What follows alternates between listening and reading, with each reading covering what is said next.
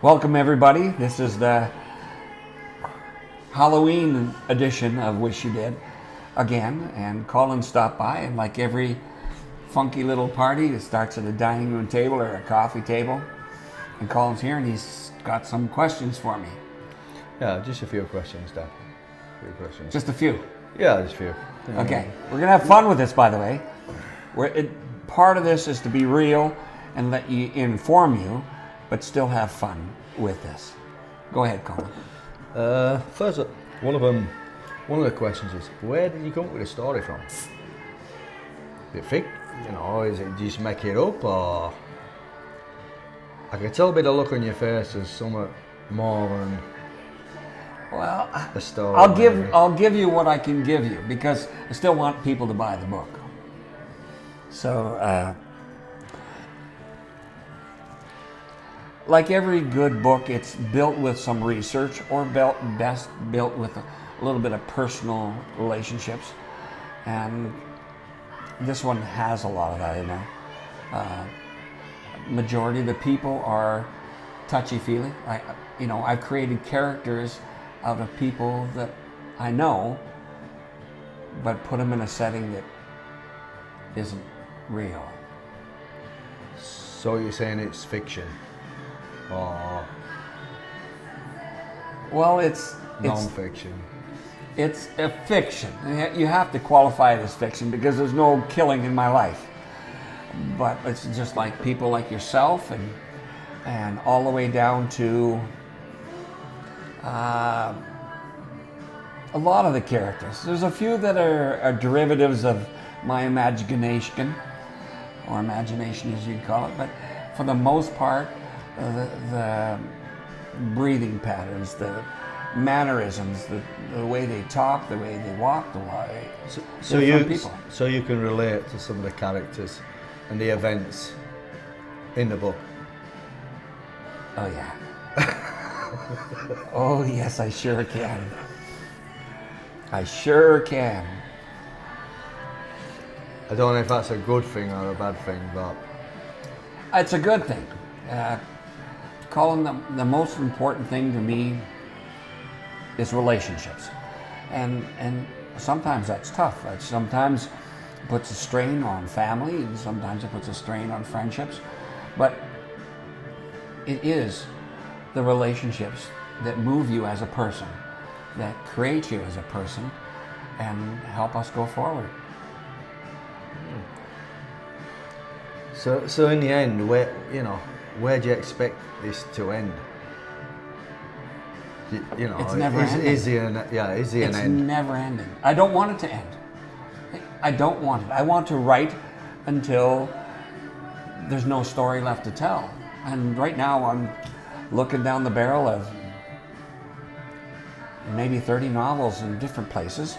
But like the problem is I sit there at night and I get pulled from this book into a romance book or a children's novel, no different than the story I heard today, that I get to put a hamster named Marshmallow in one of my books.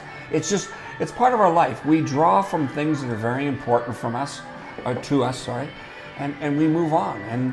And if we think that we're perfect, we're wrong. We're such an imperfect creature that it's our mistakes that I grab little pieces from, and my own.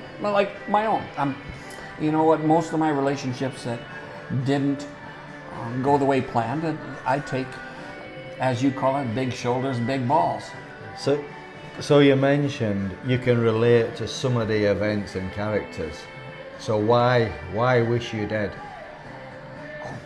Oh God! I wish this had something else in it. Everybody has impure thoughts. Everyone. If they say they don't think something negative of something or some event or they're lying to themselves and lying to others. Yeah. Wish You Dead was basically built on thoughts. What if? What if? What if? There isn't somebody out there going through a divorce and this or that they wish harm upon the other party. That's life. Somebody cuts you off in traffic, that's life.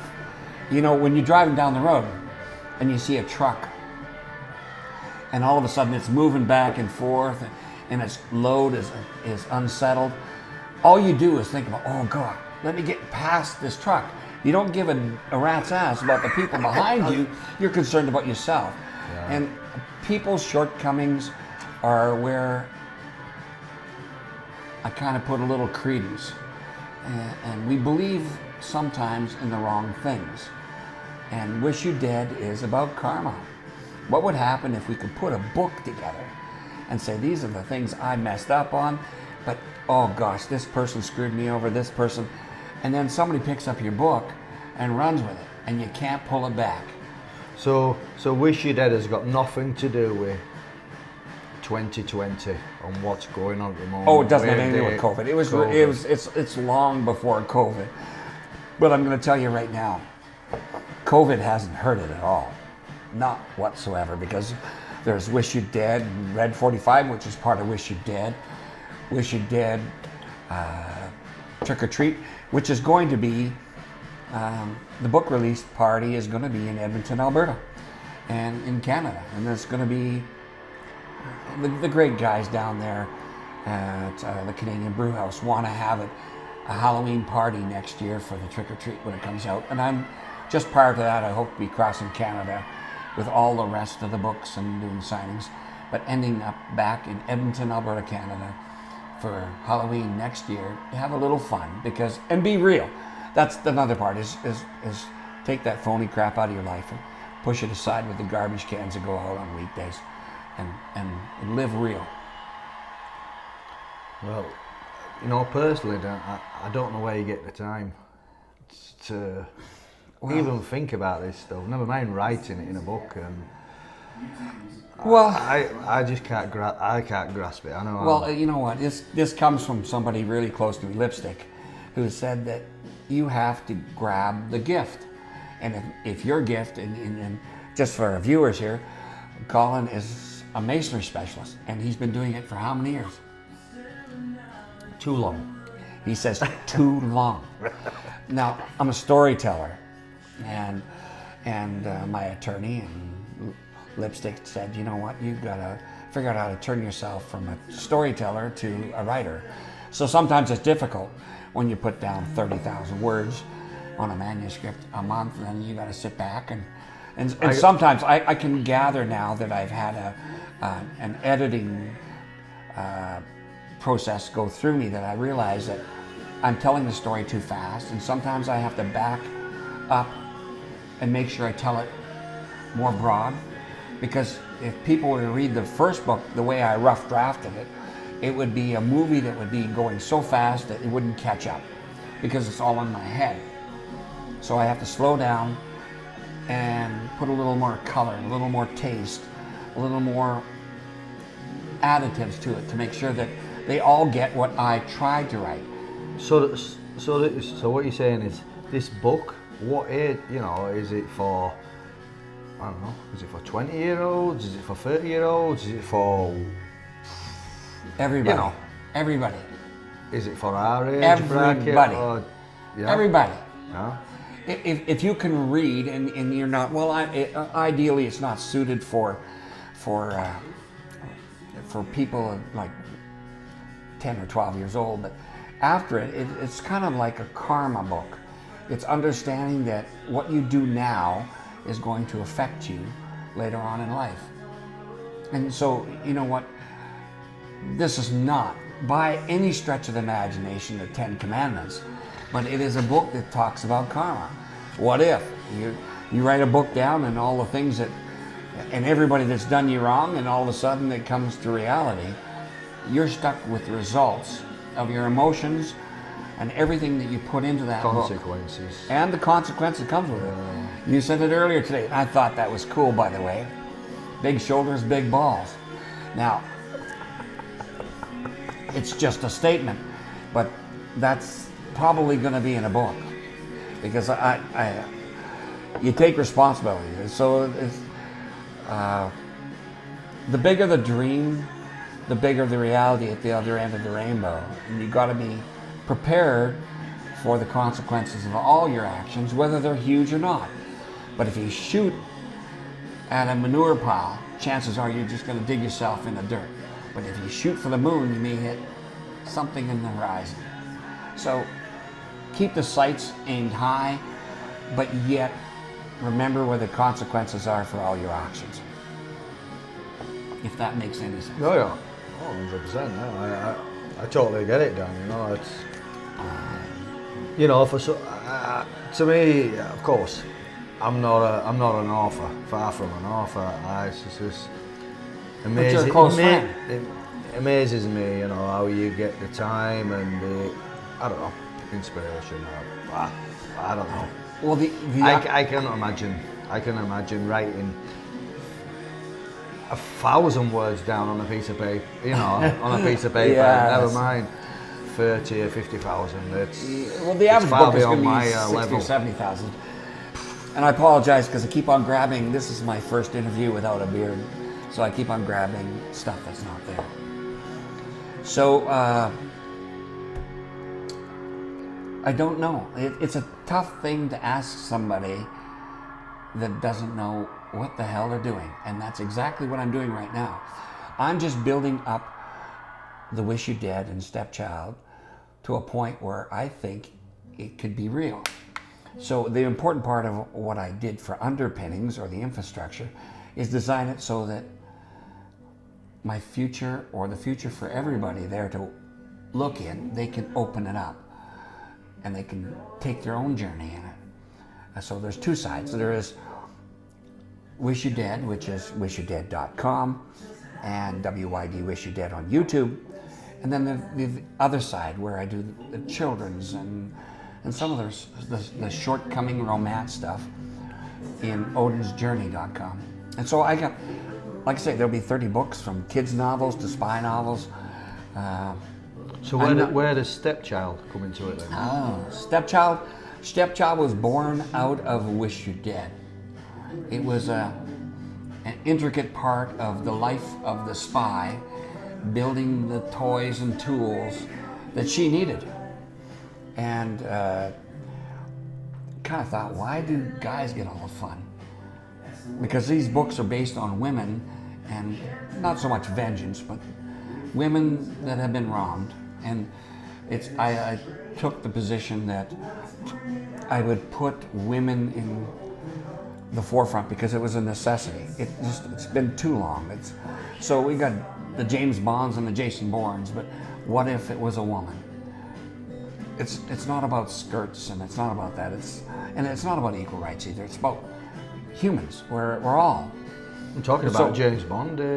One of them died today. Yes. Today, unfortunately, my favorite Bond, Sean Connery, passed away at the age of 90. I loved his accent. His accent was just beautiful. So, do you think you'll make 90, Dan? Do you think I'll make 90? Where do you think your book will be if you're at 90? How many books will I have? If I make 90, I'm telling you guys right now, start construction of that library. Because if I make 90, there's going to be a lot of books out. I'll get all 30 out if I make 90, and everybody can enjoy a piece of a legacy I hope that I can leave when I'm no longer here. But we found a little bit of a common thread here with the people of Edmonton. You know, Kelsey and Zach and all these people at I guess they call it the Canadian Brew House. The Canadian Brew House started right here in Edmonton. So we'll go forward with that, and